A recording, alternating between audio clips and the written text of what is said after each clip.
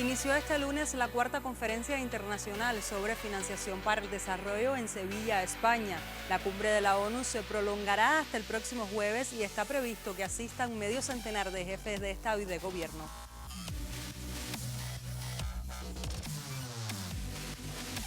Janet Jara se convirtió en la candidata presidencial del bloque oficialista Unidad por Chile tras imponerse en las elecciones primarias. Con más del 60% de los votos, la exministra de Trabajo se convirtió en candidata a las presidenciales de noviembre. Israel intensifica sus ataques en Gaza a pesar de los llamados de alto al fuego. El gobierno del enclave denunció que desde el inicio de la ofensiva israelí, el ejército ha atacado unos 256 centros de acogida en los que se refugiaban más de 700.000 desplazados. Saludos, bienvenidos a El Mundo Ahora con los adelantos de las noticias más relevantes de esta jornada. Ya comenzamos, acompáñanos durante los próximos 27 minutos de programa.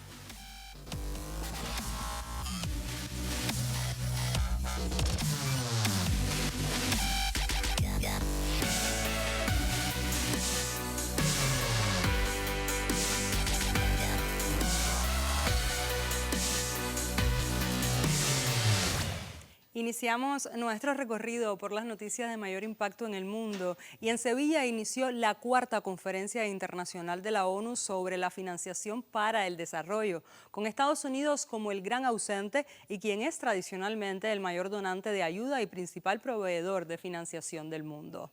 Una cumbre crucial cuando quedan 5 años para que venza el plazo de cumplimiento de los Objetivos de Desarrollo Sostenible acordados en 2015. La reunión de 4 días que se celebra cada década promete abordar la pobreza, las enfermedades y el cambio climático mediante la definición del marco global para el desarrollo. Aunque la decisión de Washington de retirarse, así como la disminución del interés de los países ricos por la ayuda exterior han mermado las esperanzas de que la cumbre genere cambios significativos. El secretario general de Naciones Unidas, Antonio Guterres, ha subrayado que la urgencia crece en momentos en que los conflictos bélicos merman el compromiso financiero de muchos países frente a asuntos claves como la educación, la pobreza o el cambio climático, en momentos en que la seguridad y defensa acaparan las prioridades. Excelencias, la financiación es el motor del desarrollo y ahora mismo ese motor se está ahogando. Mientras nos reunimos la Agenda 2030 para el Desarrollo Sostenible, nuestra promesa global de transformar nuestro mundo para lograr un futuro mejor y más justo, está en peligro. 2/3 de las metas de los Objetivos de Desarrollo Sostenible están rezagadas. Alcanzarlos requiere una inversión de más de $4 billones al año. Pero no se trata solo de una crisis de cifras, es una crisis de personas, de familias que pasan hambre, de niños que no reciben vacunas, de niñas obligadas a abandonar la escuela. Y estamos aquí en Sevilla para cambiar el rumbo, para reparar y poner en marcha el motor del desarrollo y acelerar la inversión a la escala y velocidad necesarias. En su intervención durante la inauguración de la cumbre, Guterres ha alertado este lunes de que ahora mismo el motor de la financiación al desarrollo se está ahogando. Mientras en una entrevista exclusiva en Televisión Española, el alto funcionario ha afirmado que si bien la tendencia natural en el mundo es la de un aumento de las desigualdades e injusticias y del riesgo de conflicto, el encuentro organizado en la capital andaluza supone una lucha contra esa tendencia. Vamos a ver, estamos en un mundo en que las desigualdades y las injusticias están aumentando. Y el desarrollo de las tecnologías, y en particular ahora de la inteligencia artificial, está profundamente concentrado en los países más ricos del mundo. Y eso aumenta la distancia con los países menos desarrollados. Por otro lado, el cambio climático tiene un impacto mucho más negativo en el continente africano o en los países del sur en general que en los países desarrollados. Entonces, la tendencia natural de las cosas es aumentar las desigualdades, aumentar las injusticias y con eso aumentar el riesgo de conflicto, aumentar el riesgo de inestabilidad en el mundo. Y es por eso que esta conferencia es muy importante, porque es una conferencia de lucha contra esta tendencia. La cuarta conferencia internacional sobre financiación para el desarrollo organizada por la ONU reúne a representantes de 150 países. El llamado urgente de esta conferencia a todas las naciones para cumplir con los compromisos frente a la pobreza, la educación o el cambio climático llegan tras la reciente cumbre de la OTAN en La Haya, en la que Washington presionó para que los 32 países miembros, con excepción de España, se comprometiera a aumentar al 5% del PIB el gasto en defensa. De esta cumbre saldrá el denominado Compromiso de Sevilla, un documento final que ha contado con el consenso de todos los participantes, salvo la nación norteamericana. Los países de la ONU buscan cerrar un déficit de financiación de 4 billones de dólares anuales, que según estiman impide que los países en desarrollo alcancen los objetivos de desarrollo sostenible de la organización, que abarcan desde la reducción de la mortalidad infantil hasta la minimización del calentamiento global. No obstante, los críticos afirman que las promesas centrales de la conferencia, denominadas en el Compromiso de Sevilla, no son lo suficientemente audaces. Your Excellencies, it is time to keep our promises. Let us ensure that Seville is remembered for what was set in motion. Collective action to provide additional, innovative, adequate, affordable, predictable, and accessible financing for development from all sources, including the private sector. Nos reunimos en Sevilla en un momento crucial, lleno de posibilidades, pero también de responsabilidades.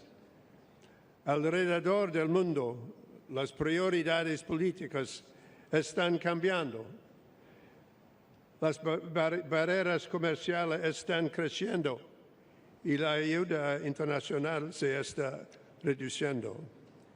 En este contexto dinámico, nuestro compromiso de Sevilla, compartido con el multilateralismo y el desarrollo sostenible, nunca ha sido tan importante.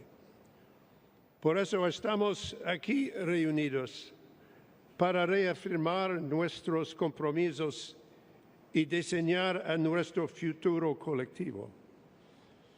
Para superar las fracturas de nuestro sistema financiero global, para equiparnos con las herramientas que nos permitan responder mejor a los retos de hoy y a las necesidades de mañana, y para construir un nuevo camino que sea justo, inclusivo y sostenible. And Africa as a region should be exempted from these reciprocal tariffs, so we can better integrate them into the world trading system, not further exclude them, so that they can stand a better chance to earn the resources with which to deliver on the Sustainable Development Goals. So where do we go from here?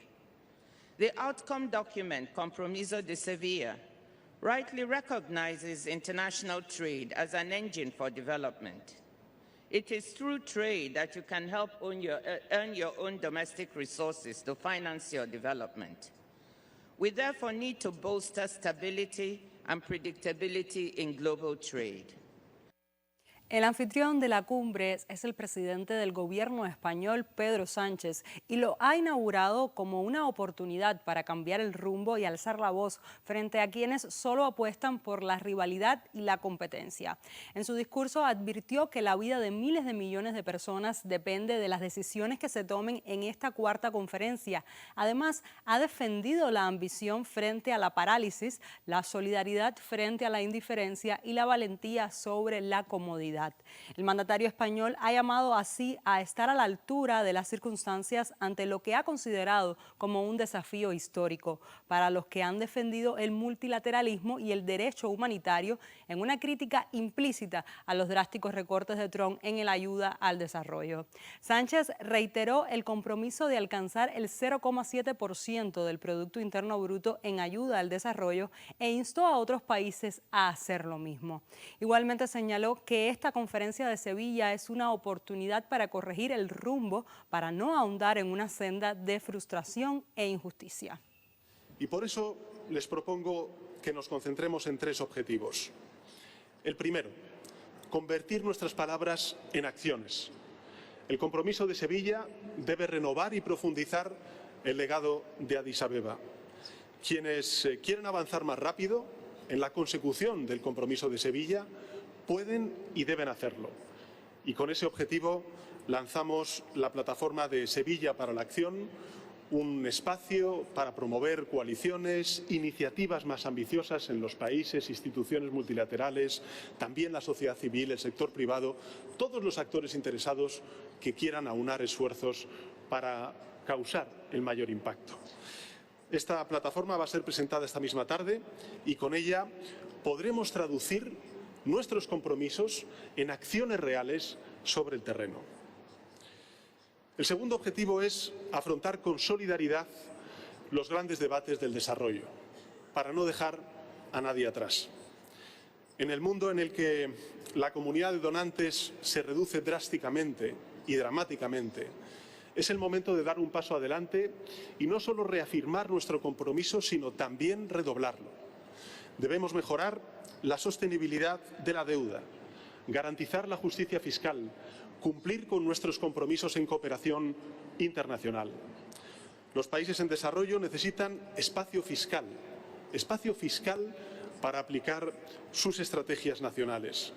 Y, por tanto, es esencial reformar la arquitectura financiera internacional para hacerla más representativa, más justa y, sobre todo, más eficaz. Finalmente, tenemos que reforzar la confianza, mantener viva la luz.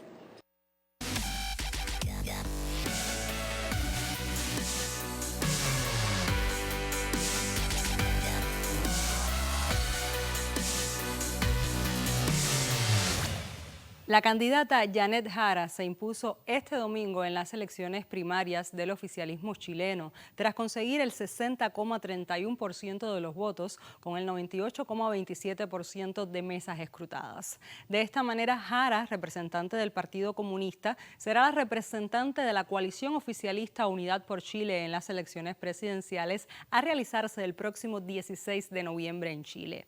Hoy comienza un nuevo camino que recorreremos juntas y juntos, con la convicción de construir un Chile más justo y democrático, escribió Jara en sus redes sociales tras conocerse los resultados. Frente a la amenaza de la extrema derecha, respondemos con unidad, diálogo y esperanza, agregó. La militante comunista se convirtió en la primera candidata a la presidencia del Partido Comunista de Chile desde el retorno a la democracia en 1990. Seré la candidata de una coalición amplia, no de un partido, dijo tras su arrollador triunfo. Escuchemos su discurso tras la victoria. Hoy termina la primera parte de este camino, que es ofrecerle una alternativa a Chile para los próximos años. Este camino lo hemos recorrido juntos, 2 hombres y 2 mujeres, que aceptamos el desafío de construir desde nuestras posiciones un camino común. Pero no nos engañemos, enfrentamos un escenario donde el populismo de la ultraderecha en el mundo ha crecido. Esos que creen que hablando más fuerte, gritando o insultando al resto, se solucionan los problemas que ellos mismos han creado. Y nuestro país no es la excepción. Por eso, frente a nuestros ojos, tenemos la amenaza de candidatos que, ocupando los temores reales de nuestra gente, los usan para buscar el poder y para hacer retroceder avances sociales. Janet Jara, una abogada de 51 años, ya tenía antecedentes como funcionaria pública. Con la expresidenta Michelle Bachelet ejerció como subsecretaria de Previsión Social desde 2016 a 2018 y además fue exministra de Trabajo del gobierno de Gabriel Boric. La elegida para el 16 de noviembre, Janet Jara, la exministra de Trabajo de Gabriel Boric, ganó este domingo las elecciones primarias de la coalición de gobierno. Es la primera vez en la historia del país que una amplia coalición elige a un miembro del Partido Comunista para competir al Ejecutivo. Abogada de 51 años, se consolidó con dos de las reformas clave del gobierno de Boric, la del sistema de pensiones y la reducción de la jornada laboral de 40 horas semanales, un proyecto que su partido impulsó en el Congreso antes de la llegada de Boric al gobierno, pero que ella implementó. Según encuestas recientes, los principales rivales de Jara serán Evelyn Matei, de la derecha tradicional, y José Antonio Kast, de la extrema derecha.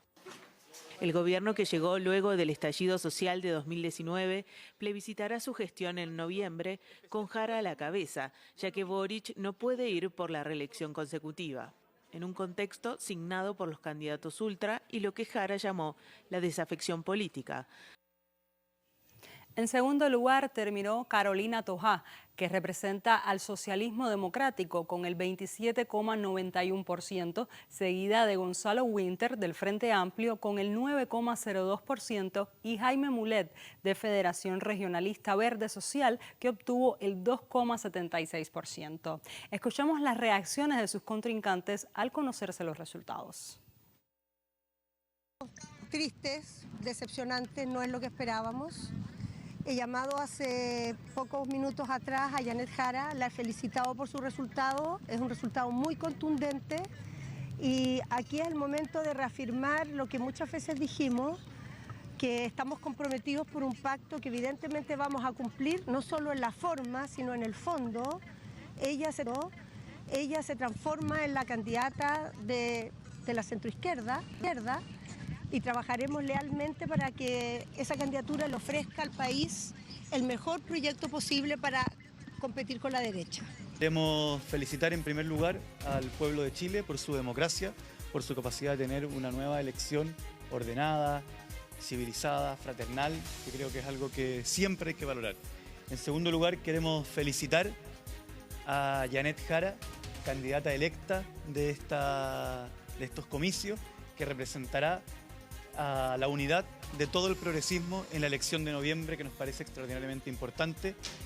Y antes de cualquier otra cosa, quiero manifestarle a Janet Jara que contará con todo el apoyo del partido Frente Amplio, de sus alcaldes, concejales, dirigentes de base, dirigentes sociales y de este diputado ex candidato en el rol que a su candidatura le parezca el mejor. O sea, nosotros somos un partido nuevo, un partido de regiones que está hoy día marcando poco más de un tercio o cerca de un tercio de lo que tiene el Frente Amplio, que es el partido del gobierno, el partido del presidente Boric, porque el fenómeno que pasa es que se ha polarizado la elección entre dos candidaturas, la de Jara y la de Toa, así que yo estoy realmente, o sea, no sé que estoy contento, pero creo que es un buen resultado, razonable. Los regionalistas hemos avanzado, hemos colocado nuestros temas en todo el país y eso para nosotros es muy importante. De acuerdo a analistas, este triunfo ha debilitado a la centroizquierda chilena, representada por Toa, y refleja un giro de los votantes hacia posiciones más polarizadas. A las primarias del oficialismo fueron convocados a sufragar los militantes de los partidos que competían y también ciudadanos que no estaban afiliados a ninguna fuerza, aunque el voto no era obligatorio. En consecuencia, 1.413.284 personas votaron, lo que representa menos del 10% del padrón electoral. En contraste del progresismo, en la carrera por llegar al Palacio de la Moneda, la derecha llega dividida pero con mayor fuerza. Reacios a buscar una candidatura única, los partidos de derecha y ultraderecha decidieron que participarán de manera independiente en las presidenciales con 3 candidaturas que se destacan: Evelyn Matei, José Antonio Kast y Johannes Kaiser. Ante los resultados del domingo, veamos cómo reaccionó la oposición. Ayer se consolidó la candidatura de la izquierda radical y eso marca un antes y un después. Chile requiere desarrollo, Chile requiere seguridad, Chile requiere esperanza. todo lo contrario a lo que vemos ayer. Tengo profundas diferencias con lo que se ha hecho y cómo se ha hecho. Mi mayor diferencia es que tengo claro que los chilenos y las chilenas no quieren peleas ideológicas. Estoy completamente convencida de que Chile no se construye desde trincheras. Se construye con sensatez, respeto y acuerdos.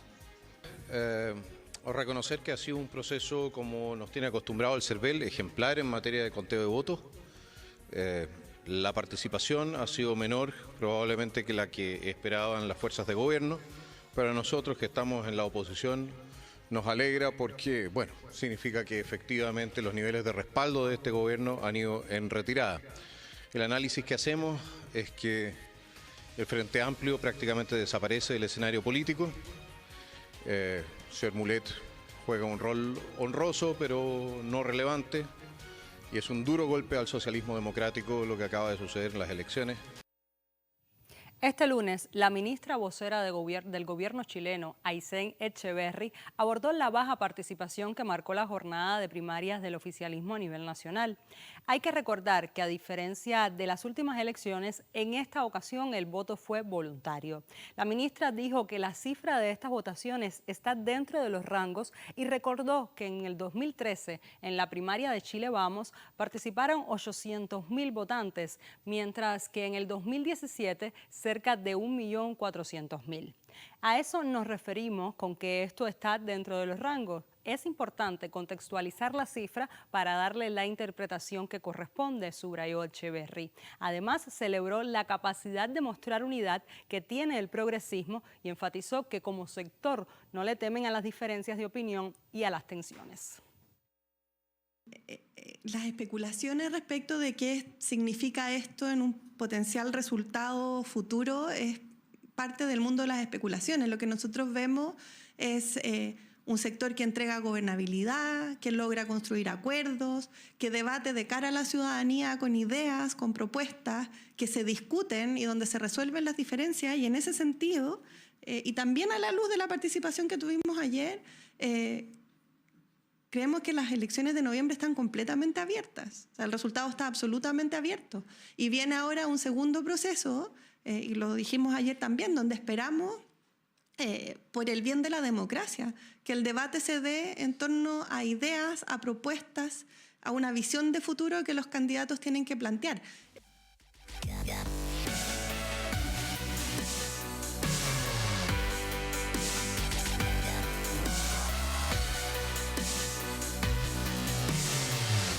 Y pasamos a Medio Oriente, donde los ataques contra el norte de la Franja de Gaza se han intensificado en las últimas horas, después de que este domingo el ejército israelí ordenara a los residentes de algunos barrios de la capital del enclave y de la urbe norteña de Jabalia su evacuación forzosa. Al menos 45 personas han muerto desde la pasada noche en la devastada Franja de Gaza en nuevos bombardeos israelíes que golpearon 2 escuelas reconvertidas en refugios para desplazados y otros puntos del norte y del centro del enclave palestino. El gobierno de la Franja ha denunciado este lunes que desde el inicio de la ofensiva israelí, hace ya más de 20 meses, las tropas sionistas han atacado unos 256 centros de acogida en los que se refugiaban más de 700.000 gazatíes desplazados por los bombardeos. Solo durante el mes de junio, la ocupación atacó deliberadamente más de 11 centros de desplazados, señaló la institución en un comunicado, destacando que la mayoría de estos espacios convertidos en objetivos de bombardeo son escuelas donde se refugian familias cuyas viviendas fueron destruidas por los ataques israelíes. Hace un mes, Israel nos dijo que fuéramos a Al-Mawasi y nos quedáramos allí un mes. Era una zona segura, pero a las 12 de la mañana un ataque nos golpeó. Esta es la injusticia de la ocupación. Hay una gran cantidad de lesionados y los quirófanos trabajan las 24 horas. El personal quirúrgico y los cirujanos no tienen descanso. Algunas lesiones críticas están en espera debido a la falta de quirófano. Esta zona estaba llena de tiendas de campaña. Ahora las tiendas están bajo la arena. Palestina. Nos pasamos horas cavando con las manos desnudas. Todo el mundo vino y empezó a acabar con las manos desnudas. Los cadáveres de los niños llenaban las calles. Incluso los transeúntes, que no conocemos, también murieron. Las autoridades del enclave palestino han hecho un nuevo llamado a la comunidad internacional, al Consejo de Seguridad y a todos los países para que detengan este crimen de genocidio, levanten el asedio a Gaza y contribuyan a la reconstrucción de las instalaciones vitales destruidas por la ocupación israelí. Un grupo de exmilitares y activistas protestó contra la guerra en Gaza este lunes ante la misión de Estados Unidos en la ONU en Nueva York, algunos de ellos en una huelga de hambre que se alarga ya 40 días y con la que emulan las paupérrimas condiciones de vida de los gazatíes.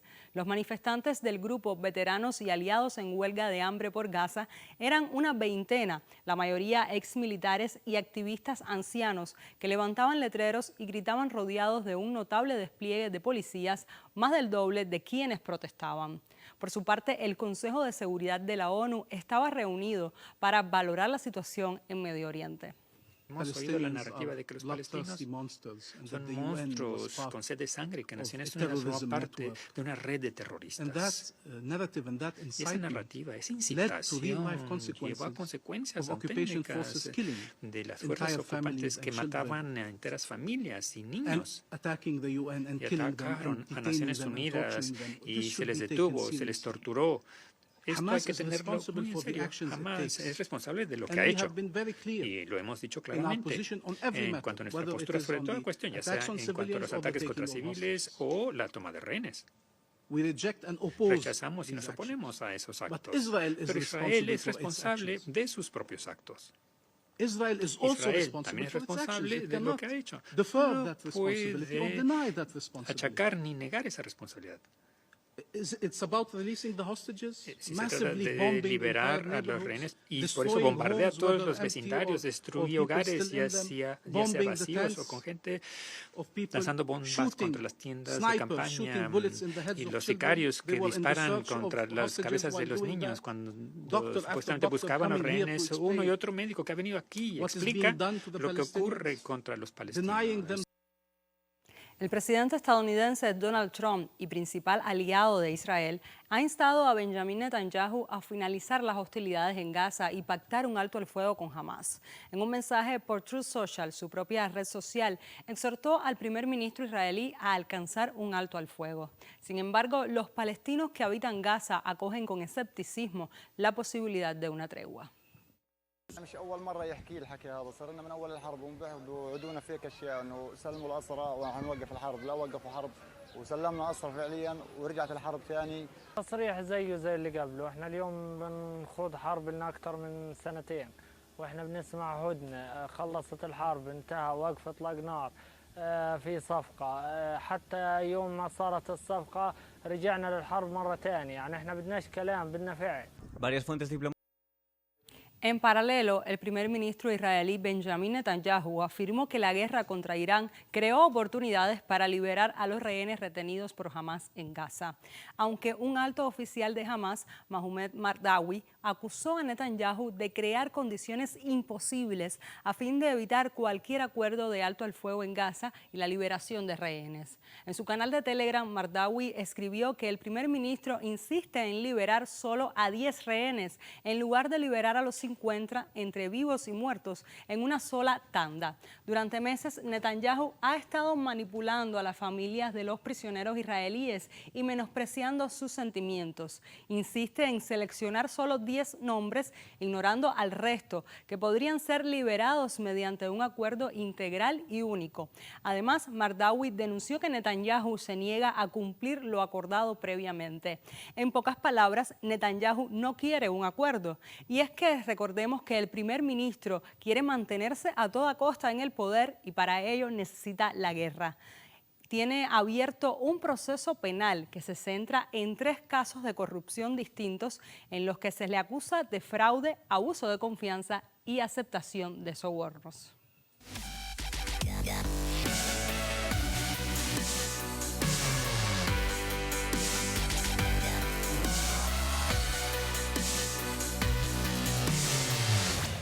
Con el repaso de las noticias más relevantes del panorama internacional en las últimas horas, ponemos punto final a esta emisión del programa.